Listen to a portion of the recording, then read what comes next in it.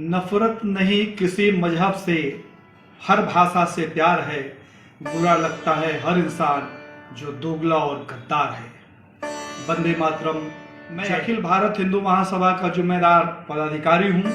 संगठन के नाम से ही हमारे काम का सार स्पष्ट होता है। आज दो मुही राजनीति और स्वार्थ के लिए बिकते चरित्र एवं नेताओं के सिद्धांत पतन के कारण हम बार बार ठगे जा रहे हैं। देश अपना अस्तित्व खोता जा रहा है और राष्ट्र वर्ग संघर्ष के रास्ते गृह युद्ध की भेंट चढ़ता है। दुश्मन हमें मात देने हर घड़ी सीमा पार और सीमा के भीतर संघर्ष और षड्यंत्र रत है। उससे भी ज्यादा खतरा अब उन लोगों से है जिन्होंने हमें गले लगाकर पीठ में छुरा भोंक शुरू कर दिया है। बाप बदलने का अर्थ मां को चरित्रहीन साबित करना है। धर्मांतरण करने कराने वाला देश का वफादार नहीं होता। देशभक्तों को किसी हाल गद्दार स्वीकार नहीं होता। मेरा मानना है कि जो अपने बाप का नहीं उससे देश हित की उम्मीद करना खुद को धोखा देने जैसा। आज आरएसएस की भूमिका केरल के उस राजा पेरुमल की तरह है जिसने अपने स्वार्थों के लिए मुसलमानों को भारत में आमंत्रित किया था। हिंदुओं के बच्चियों से बलात्कार और हत्या, हिंदुओं के देवालयों पर मलेच्छों का अनाधिकृत कब्जा स्पष्ट करता है कि ये सब कुछ बहुरूपीय हिंदूवादी नेताओं के सह पर ही होता रहा है। राम जन्मभूमि के चंदे में 1400 करोड़ रुपए का घोटाला, राम जन्मभूमि की भूमि खरीदी में पुनः घोटाला, राम जन्मभूमि के खिलाफ आखिर सुन्नी सेंटर वक्फ बोर्ड को पैसे देकर मुकदमा लड़ाने वाले कौन लोग थे? उन्हें चिन्हित करने की जरूरत हिंदीवादियों ने क्यों नहीं समझी? आज फिर गंभीर चिंतन की जरूरत है। आज की राजनीति हिंदुओं को लूटो, उनसे वोट लो और उनका ही दमन करो। क्या ऐसी मानसिकता के पोषकों से देश, धर्म व समाज सुरक्षित होगा? अगर राम जन्मभूमि के मुकदमे की पैरोकारी ऐसे ठग हिंदूवादियों के हाथों होती तो यह कब का सुन्नी सेंटर वक्फ बोर्ड से समझौता कर चुके होते। आज राम जन्मभूमि में मंदिर नहीं मस्जिद बन रहा होता।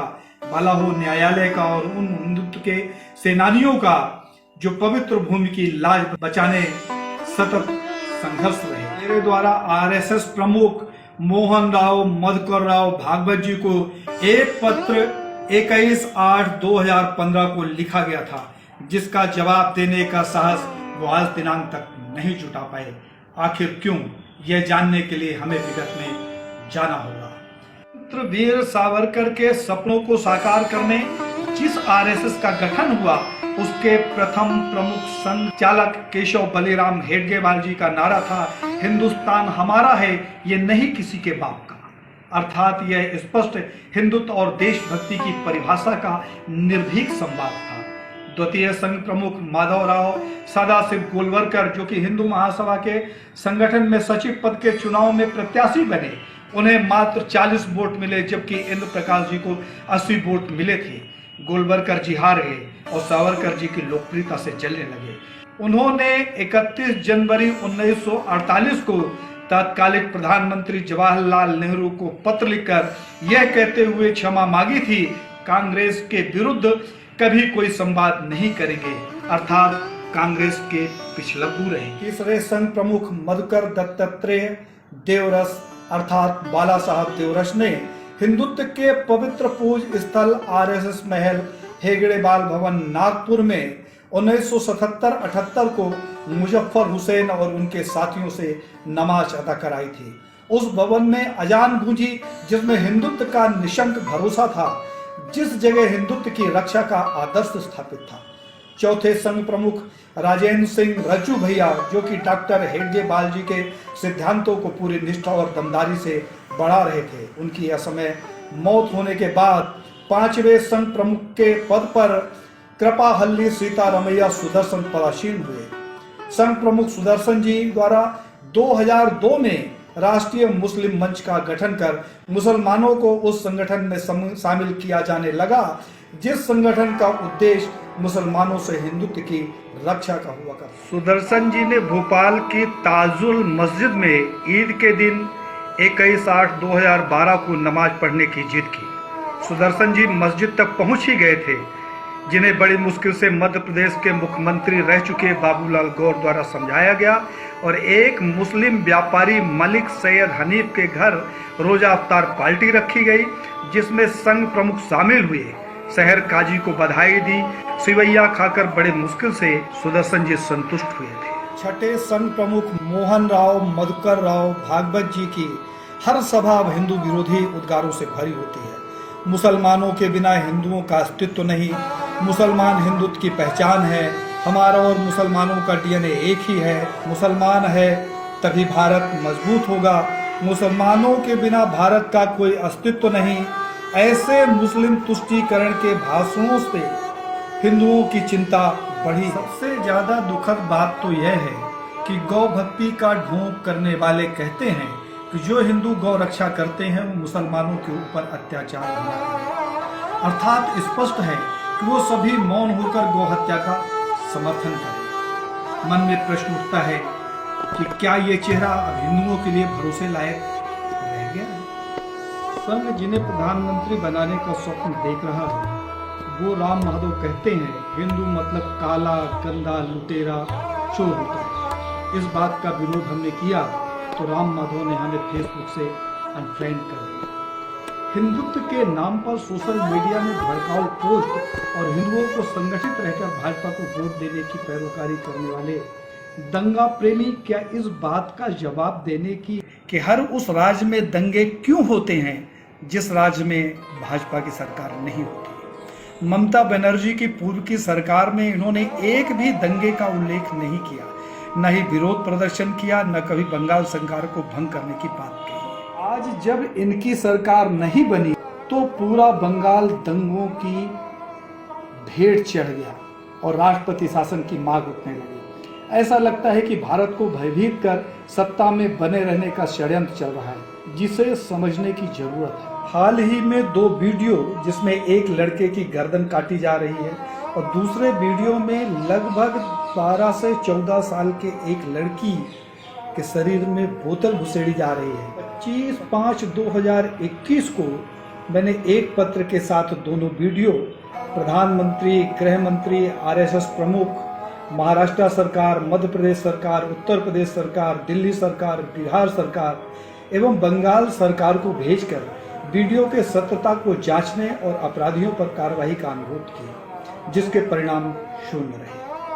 ये सभी वीडियो बंगाल में हिंदुओं के साथ किए जा रहे अत्याचार के नाम पर सोशल मीडिया में प्रचारित है, जिसे देखकर किसी सरकार की आत्मा नहीं जागी कि ऐसे अत्याचारों की सत्यता को परखकर अपराधी को सजा देने की बात करें। का औचित्य सिर्फ हिंदुओं के मन में नफरत फैलाकर मुसलमानों के खिलाफ संगठित करने का है, जिन्हें वे सत्ता लोभी अपना आदर्श और विश्वास पात्र मानते हैं। ऐसे वीडियो बनाने वाले, ऐसे कृत्यों को अंजाम देने वाले और सोशल मीडिया में प्रचारित करने वाले आखिर सरकार और पुलिस से बच कैसे जाते हैं?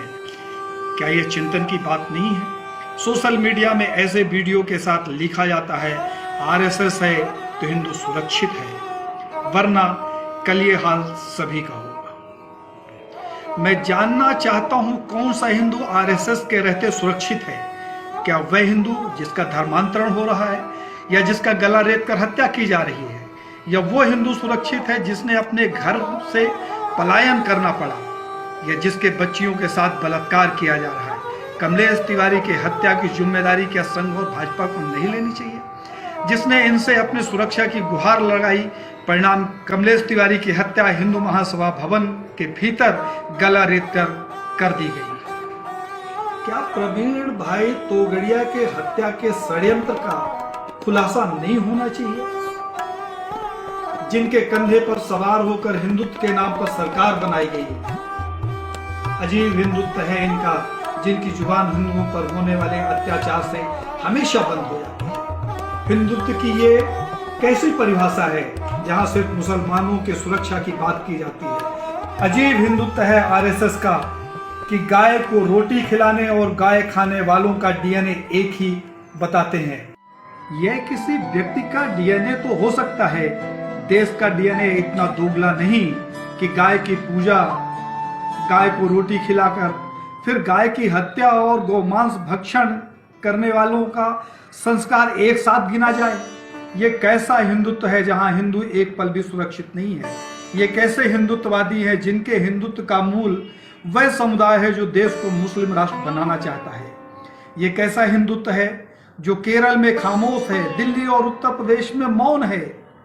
ये कल जब हिंदू कट रहा था, बच्चियों की इज्जत लूटी जा रही थी, अपना घर अपनी संपत्ति छोड़कर खाना बदोश हो रहे थे हिंदू, उस समय कश्मीर की दुर्गत पर इनकी खामोशी भंग नहीं हुई। करोड़ों की संख्या वाला संगठन क्या स्वयं ही भयभीत है जो आज मुंह में पट्टी बांधकर देश के इस्लामीकरण से निश्चिंत मुसलमानों की पैरोकारी में व्यस्त और मस्त है। जिंदा और स्वाभिमानी भारतीयों, चिंतन करो, ऐसे बहुरूपियों से जवाब मांगो और देश को जवाब दो। मैं अपनी बात सिर्फ 2 लाइनों के साथ समाप्त कर रहा हूं। अगर चेतना हो समझने की तो समझने का यत्न करना, वरना कल की स्थितियां क्या होगी इस बात पर ज्यादा बोलने की आवश्यकता नहीं। जिन्हें देश ने अपना हितैषी माना, जिन्हें देश ने अपना हितैषी माना, वह श्रीमान नहीं जनाब निकले। जिन्हें शिवाजी मानकर पूजा, वह भगवा के भीतर नवाब निकले। जय हिंद, जय भारत।